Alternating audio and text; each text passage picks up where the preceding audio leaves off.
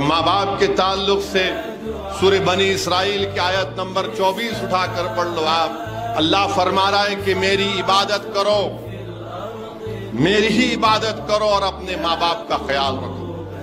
फिर उसी आयत में अल्लाह कह रहा है कि अगर तुम्हारे माँ बाप दोनों जिंदा हैं, ज़ईफ हैं, तो उनको उफ तक मत कहो, उफ तक मत कहो।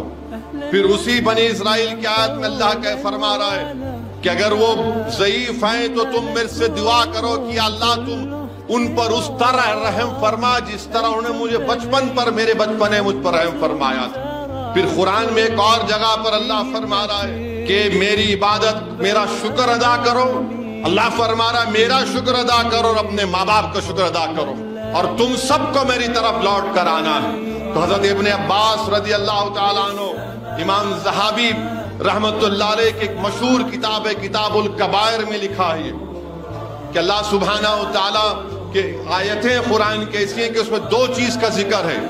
जैसा कि कुरान में अल्लाह ने जिक्र किया, हजरत इब्ने अब्बास रज़ी अल्लाह ताला करे अतियो अल्लाह अतियो रसूल, कि अल्लाह की इताअत करो, रसूल की इताअत करो। अगर कोई अल्लाह की फरमाबरदारी करेगा और मोहम्मद सल्लल्लाहु अलैहि वसल्लम की फरमाबरदारी नहीं करेगा तो अल्लाह के लिए काबिल कबूल नहीं है।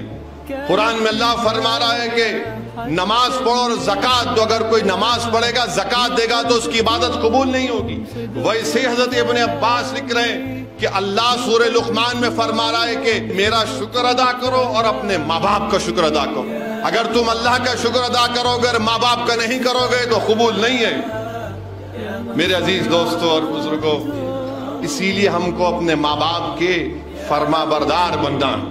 कोई अगर ये समझेगा कि मैं अपने माँ बाप का नाफरमान बनकर अल्लाह मुझसे राजी हो जाएगा, नहीं होगा मेरे भाई। कुरान में अल्लाह फरमा रहा है, अल्लाह के रसूल सल्लल्लाहु अलैहि वसल्लम की हदीस है कि अल्लाह उस वक्त राजी होता है जब तुम्हारे माँ बाप राजी, अल्लाह उस वक्त नाराज होता है जब तुम्हारे माँ बाप नाराज।